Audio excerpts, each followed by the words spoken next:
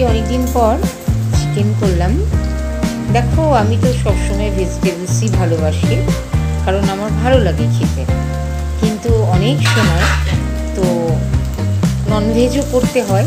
তো আজকে অনেক দিন পর যখন করলাম, তখন ভাবলাম যে দেখো, খুব তেল মশলা দিয়ে কিন্তু আমি রান্নাটা করব। আমাকে দেখতে হবে যে চিকেনটা খেতে ভালো লাগবে, অথচ খুব কম তেল মশলায় রান্নাটা হয়ে যায়। শরীরের কথা ভেবে, স্বাস্থ্যের কথা ভেবে এটা ভাবতেই হয়। আর স্বাস্থ্যসম্মতও হবে, আবার সুস্বাদু খেতে হবে। ঠিক সেই মতন আমি বানিয়ে নিলাম, খুব চটজলদি, একদম জলের মতন সহজ রান্নাটা। ফিউ ইনগ্রেডিয়েন্টস, একদম কম উপকরণ দিয়ে আমি এটা বানিয়েছি। এখানে দই, গরম মশলা, ঘি কিচ্ছু না।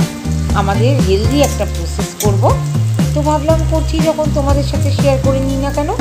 তো দেখো, আমি চিকেনের জন্য আমার লাগছে এখানে অ্যাজ ইউজুয়াল যেটা আমি নিচ্ছি ক্যাপসিকাম। আমি ক্যাপসিকাম দিতে ভালোবাসি। আর তার সাথে নিয়েছি আমি অনিয়ন, আবার দেবো ওখানে টমেটো পিউরিটা দেবো, তার মধ্যে নুন আর সামান্য মিষ্টি দিয়ে ওটা গ্রাইন্ড করে নেব। তো দেখো, তেলে আমি পেঁয়াজটাকে ভেজে নিচ্ছি, তার মধ্যে দিয়ে দিয়েছি বেশ খানিকটা ক্যাপসিকাম। এবার এতে আমি অনেকক্ষণ ধরে ম্যারিনেট করে রাখা আমি চিকেনটাকে মিক্স করব। চিকেনটা অনেকক্ষণ ধরে ম্যারিনেট করে রেখেছিলাম, সেটা আদার একটা রস দিয়েছিলাম। আদা পেস্ট না, কিন্তু আদাটা কিন্তু রস দিয়েছিলাম। আদার রস দিয়েছিলাম, তার সাথে দিয়েছিলাম আমি নুন, আর যেটা দিয়েছিলাম অনেকটা গোলমরিচ আর ভিনিগার। এই ভিনিগার, নুন আর আদার রস আর গোলমরিচ গুঁড়ো, এটা দিয়ে অনেকক্ষণ ধরে চিকেনটাকে ম্যারিনেট করে রেখে দিয়েছিলাম। তারপরে যখন আমি এগুলোকে প্রসেসটা করলাম, এর মধ্যে আমি আস্তে আস্তে পেঁয়াজ, আদা, রসুন, আবার আমি আদা বাটা এর মধ্যে দিলাম। আদা, পেঁয়াজ, রসুন বাটা দিয়ে তারপরে কষে নিয়ে আমি এর মধ্যে চিকেনটাকে আমি মিক্স করে নেব। আর চিকেনটা যখন এর সাথে আমি মিক্স করব, আস্তে আস্তে কষতে কষতে এইটাই কিন্তু একটা দুর্দান্ত স্বাদ তৈরি হবে।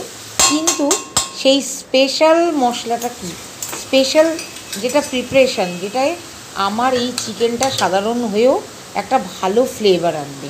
এটা রুটি দিয়ে খাওয়া যাবে, এটা পোলাও দিয়ে খাওয়া যাবে, ভীষণ ভালো হবে। এটা গরম ভাতে খাওয়া যাবে, আবার কিন্তু এটা ফ্রাইড রাইস দিয়ে খাওয়া যাবে, বিরিয়ানি দিয়েও চলতে পারে, নট ব্যাড। তো দেখো, আমি কিন্তু এখানে চিকেনগুলো আস্তে আস্তে মিক্স করে নিচ্ছি, অ্যাড করলাম। এটা কিন্তু আমি অনেকক্ষণ ধরে ম্যারিনেট করে রেখেছিলাম গোলমরিচের গুঁড়ো আর ভিনিগার আর আদার রসে। তো এরপরে আমি এটার সাথে যে স্পেশাল মশলাটা দিলে এটা অত্যন্ত ভালো হবে, সেটা আমি দিয়েছি স্প্রিং অনিয়ন, আর তার সাথে দিয়েছি একটু ধনেপাতা, তার সাথে দিয়েছি আমি কারি পাতা। এই যে কারি পাতা আর ক্যাপসিকামের যে একটা অদ্ভুত একটা ফ্লেভার, এই ফ্লেভারটাই কিন্তু চিকেনটার টেস্টকে অনেক বাড়িয়ে দেবে, কিন্তু তেল মশলা ছাড়া।